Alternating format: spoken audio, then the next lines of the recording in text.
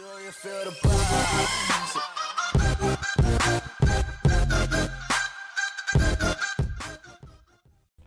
What's up, YouTube? It's Carolina Calvin coming back to you with another video. In this video, I'm not going to do a recap of the Carolina Panthers Seattle Seahawks game.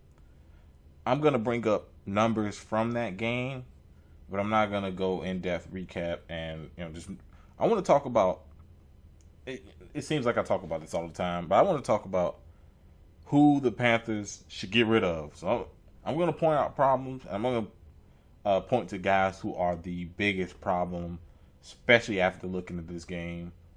First, I'll say I thought the offense was great. They left a lot of points on the table, especially early on in the game, but I think that goes to play calling.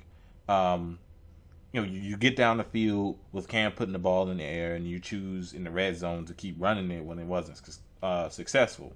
So I think play calling had a lot to do with them not being able to score in the red zone, especially early on in the game. They should have been up on the Seahawks.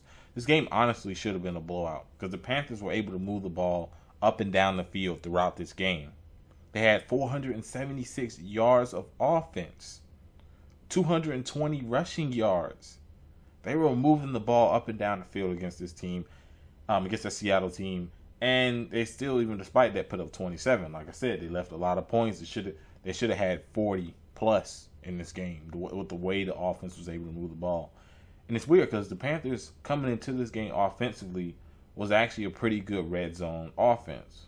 It just struggled early on in the game, but I felt as though the offense, even despite, you got young guys at your skill positions. Devin Funchess didn't play against Seattle. DJ Moore was great. I mean, you saw him against the Lions. He was really good against the Lions. And he's that guy. Funchess is a good possession guy. He's going to go up. He's going to make those tough catches. But he's not going to create the separation. Nor is he going to break tackles and go off for big runs like a DJ Moore. You've seen him do it.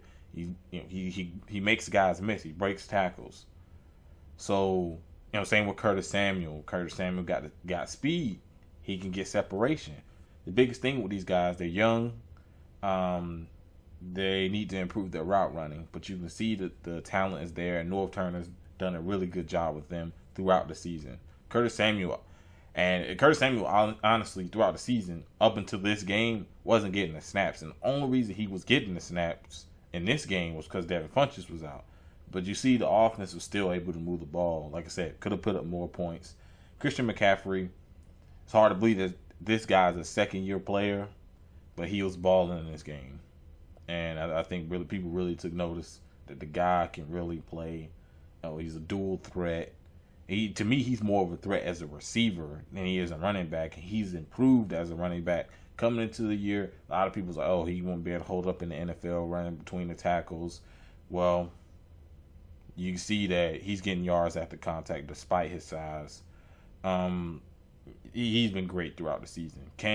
I would say Cam made one bad throw throughout this game. So happened to be a pick. It probably should have been thrown at the back of the end zone where either his guy, I can't remember the tight end's name. I can't remember exactly who it was, but either his guy can get it or it goes out of bounds. So it wasn't the greatest throw. The defender made a really good play. It was able to pretty much tip it to himself and get the interception. But offense, I thought was good. Offensive line, I thought everybody. I think that's what's really come around for the team. They had these games where they really struggle. Like I said, it has to do with play calling. And I'm gonna get into who I think is really affecting kind of the rhythm of the offense. You can see it at points during these games. But I think Norv Turner's done a great job. The offense has gotten better as the season's gone on. So I wouldn't say get rid of anybody per se offensively. Probably it's Torrey Smith. That'd be the one guy, but he's been hurt, so I think he did play in this game, but he didn't get a lot of snaps. Moving on to the defense. Now I'm gonna talk about guys I think that should be getting rid of in terms of players and coaching staff. Look at the defense. I think Julius Peppers is about that time to retire. Mario Addison, let's say Julius Peppers, he makes plays, he tips passes, but he's just not getting the pressure that he got last year. And they're not putting in the guys. Wes Horton's not really doing much. Mario Addison, I think, is more of a rotation guy where you put him in on passing downs, he can get pressure on the quarterback. It's worked like that in the past for him, and he's done a great job in that role. But as a starter, and you're asking him to stop the run as well, it just affects his pass rushing abilities. And you can see his team gets no pressure on the quarterback. The only time they really get pressure is when is really when they blitz. They don't have the athletes. Like I said, Julius Peppers. You go back 5-6 years ago, the guy would have been an animal. We'll be looking at a different Carolina Panther pass rush, but it's just he's 38, 39 years old. You can't expect much out of him. There was a surprise season last year where he really didn't play his age, but this year in terms of pass rushing, he's really playing his age. So I think on the defensive ends, they need a premier pass rusher. You see some of these top teams in the league, they got a premier pass rusher. Panthers need that. Panthers always been a team that's been known for their defensive line. It struggled this year. And I'm not going to put just the blame on them. Those guys on the back end can't hold up either. Dante Jackson went out in the first series of the game, and in terms of coverage in the secondary, it went downhill from there. Captain Munnerlyn, who's been playing slot corner throughout the season, was put on the outside, pretty much filling in for Dante Jackson. He was garbage. He gave up 7 catches for 127 yards, including the really big catch at the end of the game that pretty much iced the game, where Janikowski had an easy field goal to win the game. And he was completely out of position. He didn't even know where his man was at. He didn't know where the ball was at. I don't really know what he was doing, but he was garbage. But another guy, Corn Elder, he was terrible. But here's the thing with him. Captain Munnerlyn is a veteran. He's been with this team in the past. He's been in the league for a while. He's not getting any better. He's gonna get worse. He's gonna get slower than he already is, which is pretty slow. He's a guy that they got to get rid of. He's terrible. But Corn Elder, he's a second-year guy. He hasn't really played in the regular season. And the only reason he played in the regular season is because of the injury to Dante Jackson. He was like the next man up. He was filling in. So I'm not gonna put a lot on him. Like I said, he was bad, but the touchdown that he gave up, he was put on the island. You're talking about a guy who hasn't played a lot. He was injured his rookie season, and he hasn't played throughout this season. And you put him out there on an island. And I don't care who it is, but you put him out there on an island, you don't give him any kind of safety help. You not put him in a position to succeed for a guy who doesn't have a lot of NFL primetime experience. Mike Adams, look, man, he's up there in age. It's about that time. He's probably close to retiring, so they got to look somewhere else when it comes to safety. The secondary still has a lot of problems. I don't think Bradbury's a number one corner, but I do think he's had his good games. He's had his terrible games. He's had some tough matchups. AJ Green, Mike Evans. He still got Mike Evans again. He's going to have Michael Thomas twice. You already had Julio Jones. Going to have Julio Jones again. Antonio Brown, Odell Beckham. Like, he's had some really tough matches and still something to go. And he's had some good games. He was great against Mike Evans. He was good against AJ Green. He had some really tough matchups. Kenny Golladay, who's kind of going to be a breakout receiver for the Lions. They need to really look into they're going to have to hit the free agency, because I don't know about this draft in terms of secondary guys, but you see when Dante Jackson went down, it already wasn't a good situation, but it got even worse when you had to put Captain Munnerlyn out there. You had to put Corn Elder, an inexperienced corner out there. It just looked bad. Captain Munnerlyn, he has to go. Eric Reed, the coverage hasn't been great. He's better against the run. They need a safety that you put him on the back end and he can cover a lot of ground. Earl Thomas is probably going to be the best guy out there in free agency, but somebody's going to throw a lot of money to where Panthers won't be able to afford them. They still have to try, but they're going to need a lot of help in terms of just the secondary. Linebackers are good. I like Shaq Thompson, of course, Luke Kuechly. Thomas Davis, don't know if he's coming back. Probably will. He says he's open for coming back, so maybe he does come back. Special teams, Graham Gano. Who else do I need to bring up? This guy made a 63-yard field goal against the Giants. Great. It was great. Then he comes against the Lions and misses an extra point and misses a field goal, leaving 4 points on the board. And by the way, the field goal was within 30 yards. I understand how these kickers are missing extra points as well. I don't get it. You've seen it quite a few times. Remember Justin Tucker against the Saints missed the extra point. I don't understand what's going on with these kickers missing, essentially these chip shot field goals.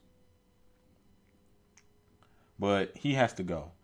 Way too many times in key situations when they need him to make a field goal, and a lot of people just keep bringing up the 63-yard. Yeah, cool. That was then. This is now. He missed a field goal, 50-yarder. We've seen him make 50-yard field goals. We've seen him make 50-yard field goals. He misses it. Of course he chokes. He chokes against the Lions. It's a big reason. And well, that'll lead me into my next one. But Graham Gano has to be gone. Actually, my next one, to kind of go back to the defense, Eric Washington sucks. Like I said, you're leaving these bad corners out on the island with no safety help when you know Seattle's looking to throw the ball down the field, especially on that last possession when you know they're trying to get into field goal position and you let a guy get behind you. That's on Captain Munderland, but you got to give some help. You know he sucks. And you see as you go into, they come out the half and you don't really see any changes on defense. Most of these really good teams, even if they don't have the defensive personnel to shut someone down, which most don't, especially with today's rules. You see teams, we could talk about a team that's on the higher end of what I'm referring to. A team like Patriots. Bill Belichick, they go into halftime, they see, okay, this isn't working. This is what they're running. This is working against our defense. So this is what we can do to slow that down. It's all about putting your guys in the best position to win. The best position to succeed. You don't see it with this coaching staff and this team. Well, mainly, I think North Turner's done a better job, definitely, than the rest of the coaches. But you see Eric Washington, you don't see any changes. Honestly, they need to blitz more. I mean, that's what's been working. Sending a front four, this just does not work. It hasn't been working throughout the season. But to leave these bad corners on an island, you know they've struggled. It's really annoying. You don't see, like I said, you don't see the adjustments as the games go on. You're coming out of halftime, they're still doing the same things that they were doing in the first half. It's like they just go out there and play. So what do they do at the half? Just give motivational speeches? That doesn't work. You have to go out there and game plan, and it just doesn't seem like he's doing that. So he has to go, and I think he's probably going to be gone by the end of the season. Or at least in the off season. And last but not least, definitely not least, the head of the snake, Ron Rivera. I made a video, 4 or 5 years ago, saying he should be gone. Now, of course, the team made the Super Bowl. They won the division 3 times since that video. And I got a lot of crap for it. Most of that was talent. And I've said this on Twitter. Cam Newton has made this guy a lot of money. He saved this guy's job. But Cam Newton's always the guy to get the blame when the team loses. Now, that's a quarterback thing, and it's clearly coming from people who don't watch the games. You legit had people blaming him for this last game. Yeah, he threw the 1 interception, but was he out there playing defense?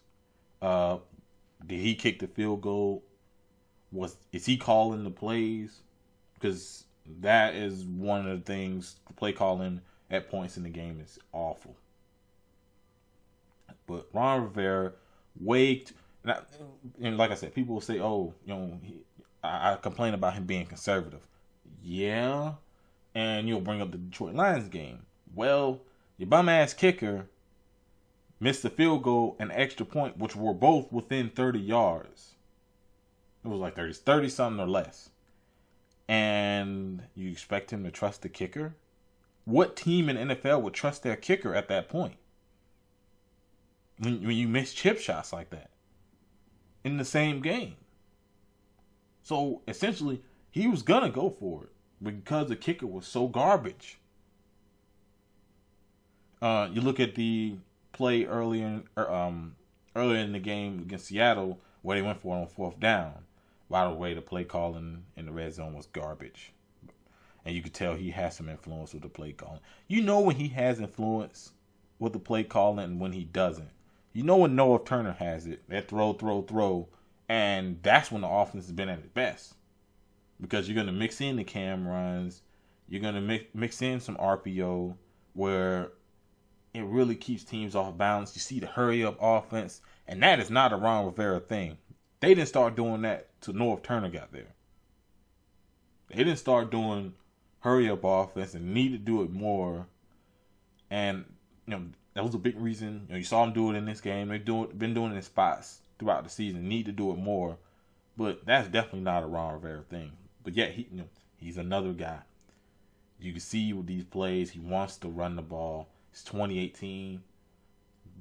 Defenses are handcuffed. You got guys who can make people miss with Curtis Samuel, DJ Moore. You got Christian McCaffrey, who's tough cover coming out of the backfield at that running back position as a receiver.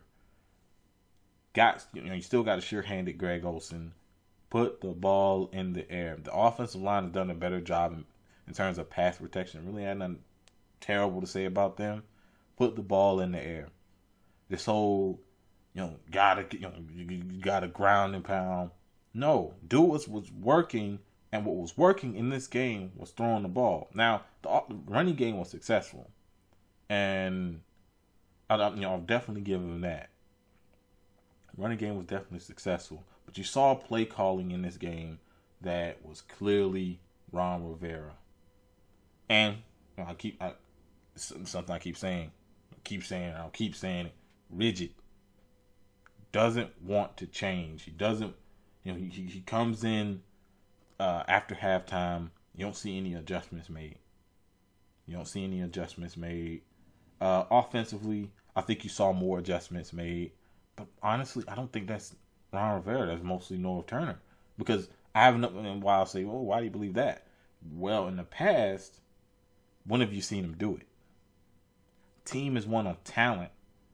And a guy like Cam Newton, who has put team, when they were down, they were in position. There was only one game that the Panthers were not in a position to win in this season. The game I'm referring to, the games they lost. There's only been one game. That was the Pittsburgh game where they got destroyed. Every other game that they've lost, they've been in a position to win. And you see the effort that Cam Newton's had. You see that, okay, let's just put the ball in the air. This whole we're gonna keep it on the ground thing. Okay, well, yeah, that's cool, but let's put the ball in there because that's what's been working. Cam has had his highest completion percentage of his career. He's hovering around 68, 69%. It's probably gonna go up after this game because by halftime he was 14 or something like that, 15 or 15. It was something like that. So highest completion percentage of his career, and that's clearly Noah Turner. Was the offensive coordinator at before. I don't know what they were running. Now it's more of a rhythm. Cam's throwing the ball short. He's getting the ball out of his hand quick. I like that. He's not going to put up, these big numbers, outside of guys break tackles, but he's getting rid of the ball quick. Offensive line's doing a better job, and it's allowing these receivers to go out there and make plays once they get the ball in their hands. He'll look down the field. He'll make those throws down the field, but it's not on every single play. He's sitting there holding the ball and allowing the defensive line to get hits on him. So they've definitely improved offensively when it comes to trying to get into a rhythm offense, and that's North Turner. Ron Rivera, he got to go. He has to go. And I know a lot of Panthers fans, what he does in the community and all that. That's fine and all that, but you're starting to see the same. You're starting to see the same problems with the team. And yeah, players got to go out there and make plays, but coaching staff has to put these players in a position to succeed. That is the point of. That's what the coaches do. The players go out there and make the plays. The coaching staff puts them in a position so they can make these plays. And they just haven't been doing it, especially on the defensive end.